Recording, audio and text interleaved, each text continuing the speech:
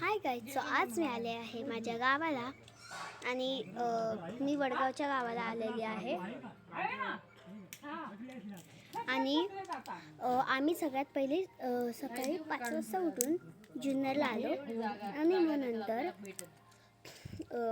खूप जण आले. मी चकुलताईला घेऊन आली आणि राशीदीने ते आल्यानंतर आणि नंतर आम्ही निघालो वडगावला आणि आत्ता आम्ही खूप वेळ झाला आम्ही आलेलो आहोत. सो आता आम्हाला निघायचं आहे. तिथे ते गोणी ठेवायचं काम चालू आहे. आमच्या शेंगा फोडायचं काम चालू आहे. सो फुटत नाही का